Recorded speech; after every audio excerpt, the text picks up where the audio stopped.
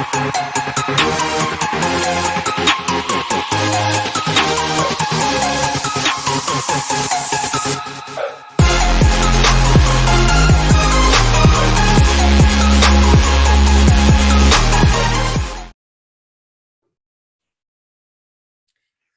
up, everybody? We're back with another episode of the PT on Ice Daily Show. Before we jump into our topic, we want to talk a bit about charting with our show sponsor, Jane app.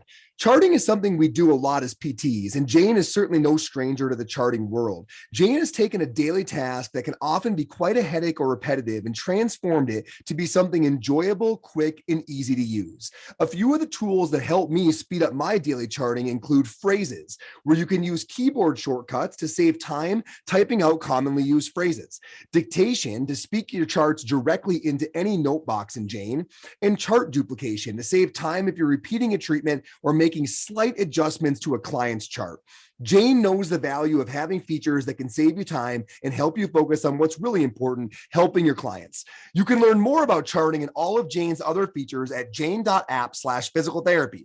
When you head over there, and if you're going to sign up, use promo code ICEPT1MO at the time of that sign up for a 1-month grace period to settle in and get things started. Thanks, everybody. Enjoy the show.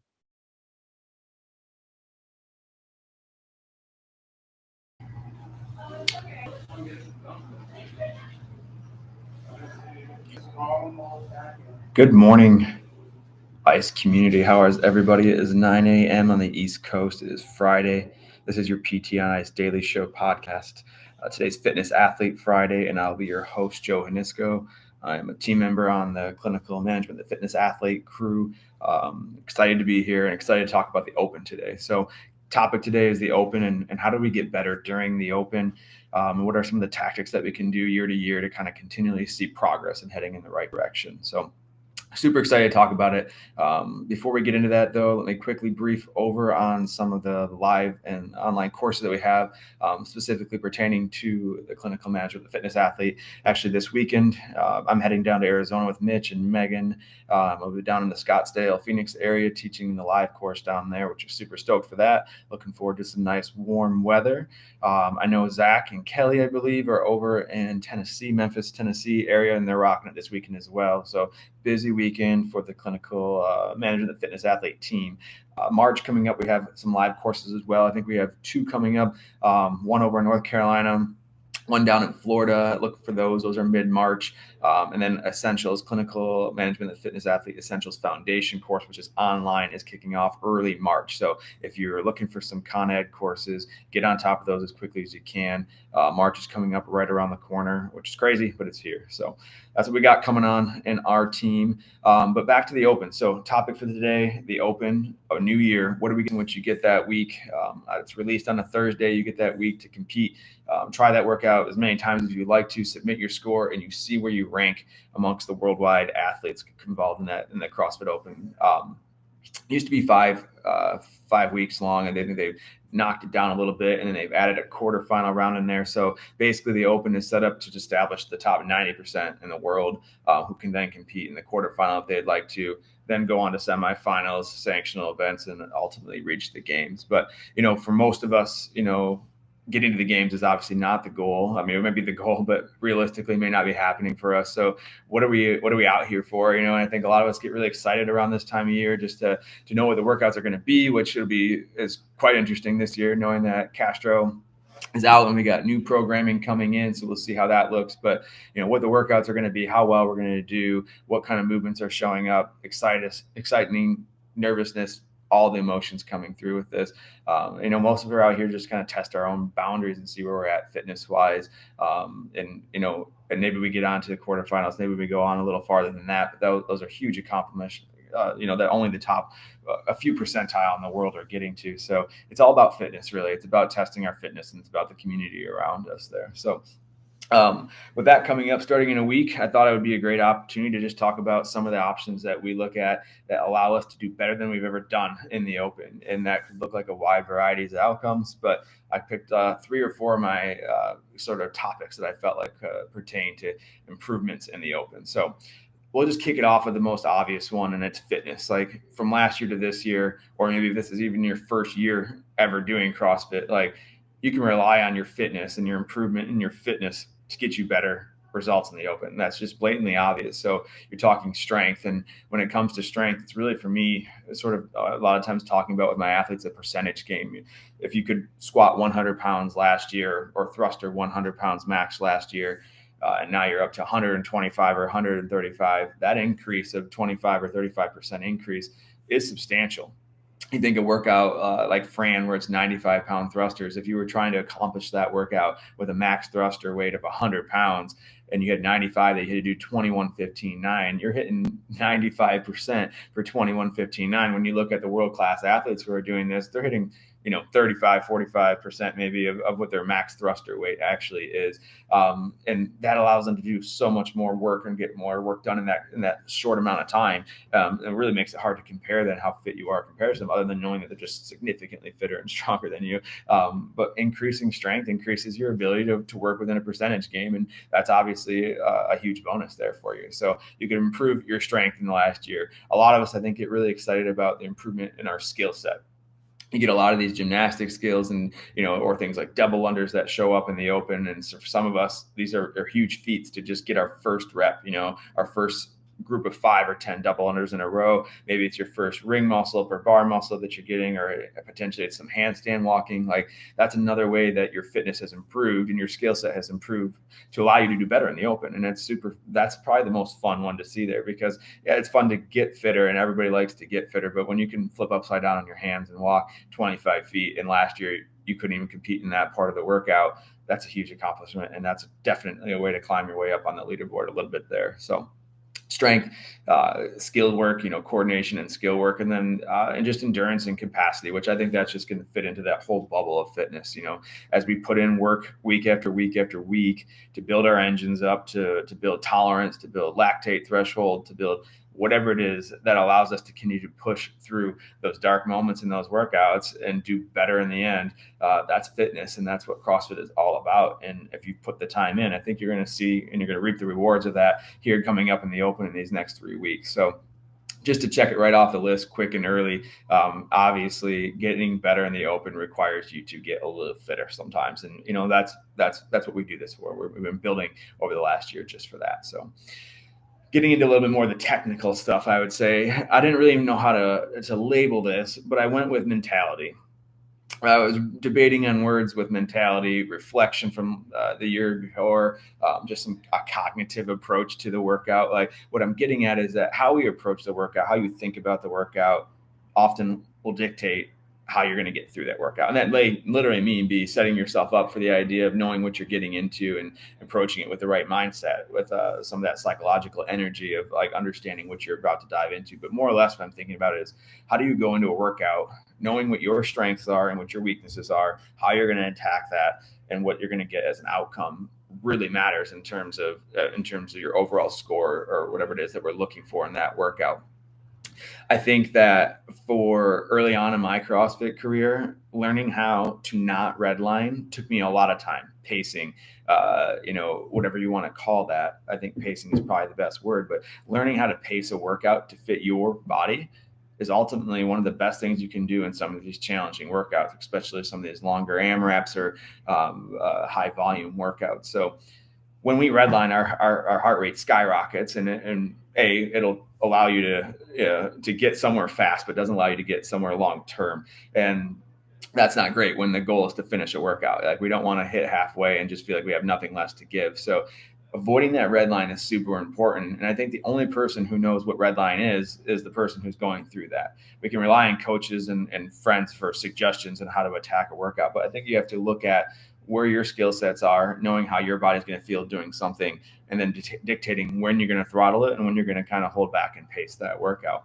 For me, as a male athlete, I'm a smaller athlete, and I know that me trying to keep up with my 6 foot tall buddy on a rower before used to destroy me. I remember there was a workout in 2017, maybe 2016, 17, that had some toes to bar, some calorie row intervals, maybe one other portion of that workout as well. I don't recall specifically, but I remember every time getting on the rower next to this guy, and I just tried to keep up with him. And what happened is that I redlined myself on that rower, And then it decreased my ability to produce where I was actually the superior athlete in that workout, which was something like toes to bar, where as a smaller athlete and a stronger upper body athlete, I could push through that. But it didn't allow me to take advantage of the skill set that I had, because I was so worried about pushing something that I was weak at to a point that I could not recover from. So if we can avoid the red line, we can continue to push through a workout longer and ultimately have better success in the end, which is important to getting a good score. How we do that is it's just understanding what red line feels like and never getting to that point where we don't want to hit that red line point. And often that means that we break early. When you start to feel like I could be sacrificing quality or repetitions here, or that my pace is dropping off significantly, we need to be pulling back at that point. And allowing us to avoid the red line is one option, but then we have to make sure that also by resting or pulling back that we don't take long breaks. So we avoid the red line and we get back to work sooner. And I think that allows us to push on a little farther throughout that workout there. So reflecting back on knowing your strengths and your weaknesses is also great. I kind of just gave you my little caveat story, but CrossFit is an all-around sport. It has so many different movements in it, and there's no way that you're going to be the master of all. The best CrossFit athletes in the world are sort of a jack of all trades, master of none. They can do a lot of things really, really well. But if you're just a super strong athlete but have no aerobic capacity, you're not making it that far, or vice versa. If you're super aerobically fit and you can run a 15-minute 5K, but you can't pick up a heavy barbell, like, you're just not going to come out on the top overall as a top CrossFit athlete. So we know that we have our strengths and weaknesses, and only you knows really probably truly what your strengths and weaknesses are. So knowing when a workout shows up that you have movement in there that maybe isn't your strong suit, we don't avoid it. We just strategize around it. And then when we have our strengths, double unders or burpees for some people, or maybe it is gymnastics and doing kipping pull-ups, like, you get after those. And that's when you really sell your soul on the ones that you're good at, and allow you to recover for the moments in which you need a little bit more energy or a little better pacing strategy there. So first tactic of getting fitter or getting better results is getting fitter. Second tactic, I think, is how you approach the workout, the mentality, the strategy, the cognitive approach to it, or even just reflection on your past experiences, I think really allow you to go through there. So I think the third one I wanted to talk about was community. And I think that that's the coolest part of CrossFit is the community. And that if you were to show up in your basement and try to hammer out some of these open workouts, you could get through them. There's no doubt. And some of us have a unique ability to push through these pain cave moments without a single person around us to cheer us on or to encourage us. But the moment you surround yourself in a community of people who have the same mindset as you, who have suffered in the same way that you have suffered at some point, that's going to allow you to push a little bit harder. I think there's a certain level of accountability that we have towards our training partners and towards our CrossFit community that you're not going to let them down.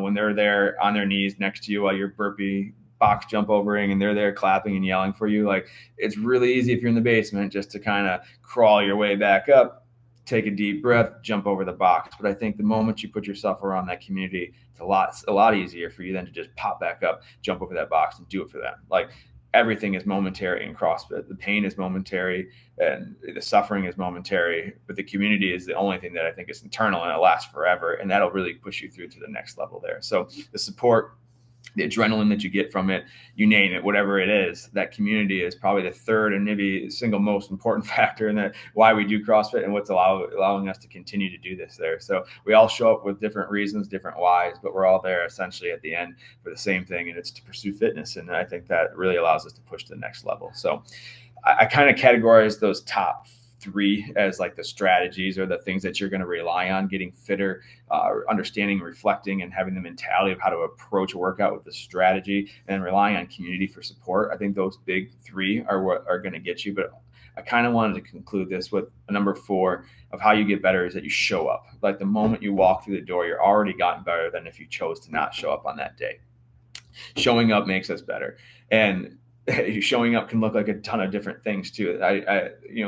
I could have maybe thrown this into the mentality and the strategy portion, but the CrossFit Games is offering RX, like as prescribed workouts this year. They're offering scaled as usual, and they're often offering a level called foundations. Like they are trying to make the Open for literally everybody, for the Matt Frasers and the Tia Toomeys of the world, and for the person who has just started CrossFit last week and now it's boom, it's open season.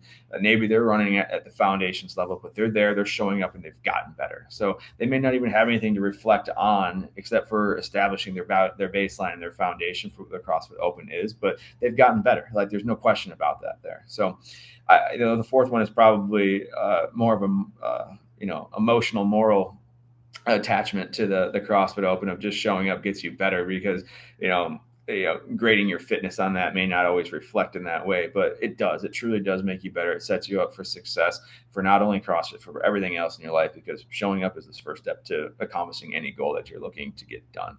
So those are my little 3 strategies. Think about those as you move into the Open in the next week. Super exciting time for all of us, but trust that you've gotten fitter. You've put the time in. There's some new skill that you get to show off and to dabble with a little bit. It's going to be there, and climb up that leaderboard. Always go in with a strategy, but let you strategize for yourself. Be your own leader. You can reflect on, asking coaches and friends for advice as well too, because there's just so many intelligent people around us, a lot that have great fitness background, but only you know how you feel in the moment, and don't let that moment get away from you. Don't let your body redline. As soon as we redline, the ability to push through the end of that workout goes way downhill. Avoid the redline. Rest, recover quickly, and don't spend too much time away from movement. And I think you're going to see that you'll progress up that leaderboard as well. And number 3, rely on the community. The community is there to help push you on. It will give you what you need to take it to the next level. It is there for a reason, and that's why we all do CrossFit. And it's a super exciting time for us. So I'm looking forward to it. I hope you all have a great weekend.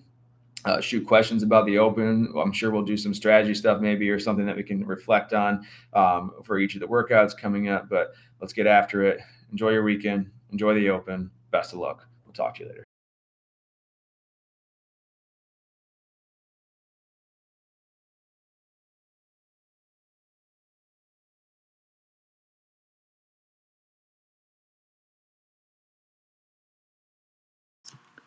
Hey, thanks for tuning in to the PT on Ice Daily Show. If you enjoyed this content, head on over to iTunes and leave us a review. And be sure to check us out on Facebook and Instagram at the Institute of Clinical Excellence. If you're interested in getting plugged into more ICE content on a weekly basis while earning CEUs from home, check out our virtual ICE online mentorship program at ptonice.com. While you're there, sign up for our Hump Day Hustling newsletter for a free email every Wednesday morning with our top 5 research articles and social media posts that we think are worth reading. Head over to ptonice.com and scroll to the bottom of the page to sign up.